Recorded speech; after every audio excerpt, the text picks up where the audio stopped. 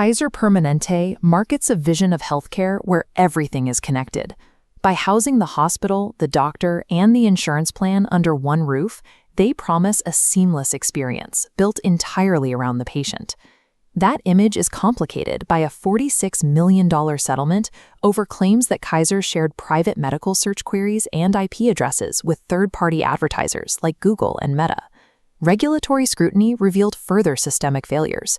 A $10.5 million settlement for harassing text messages followed a $49 million fine for illegally dumping hazardous medical waste and sensitive patient records in public dumpsters. The most significant blow came from the Department of Justice, which secured a record-breaking $556 million settlement to resolve allegations of systemic Medicare fraud. This pattern of settlements, from selling search data to dumping physical patient records, shows the downside of the integrated model. By housing every department under one roof, Kaiser has streamlined the process of corporate exploitation. To understand the $556 million fraud settlement, we have to look at Medicare Advantage. This is a program where private companies are paid by the government to manage Medicare benefits. Under these rules, assigning a more severe diagnosis legally triggers a higher monthly payout. Administrators use data mining algorithms to comb through historical records to increase codes. Physicians were pressured to use addenda, adding unsupported conditions to charts months later. Many patients were never told that these chronic, high-value illnesses had been permanently attached to their official health records entirely behind their backs. This upcoding scheme highlights a system where medical records function as financial assets used to maximize corporate revenue rather than reflecting human health. The same logic that drives upcoding also incentivizes the denial of care. Kaiser operates on a capitated model, where the provider receives a flat fee per member.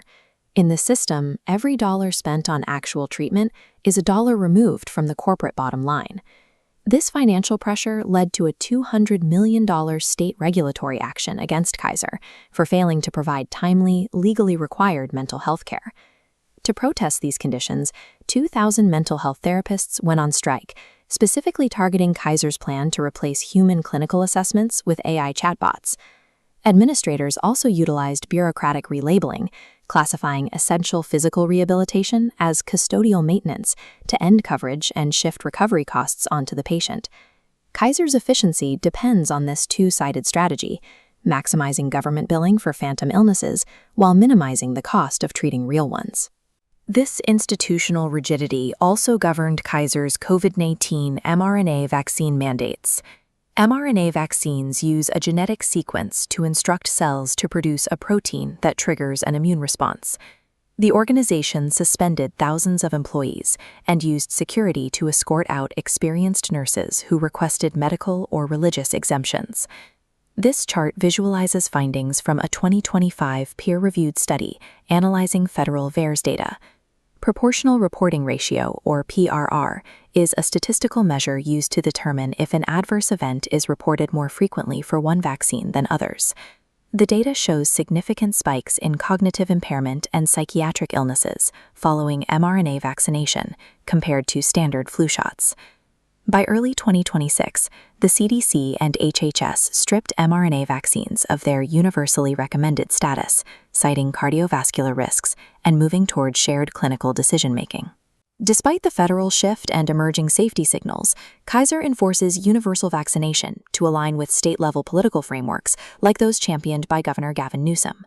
When legacy billing structures and political alliances override new scientific data, the core promise of patient safety is compromised.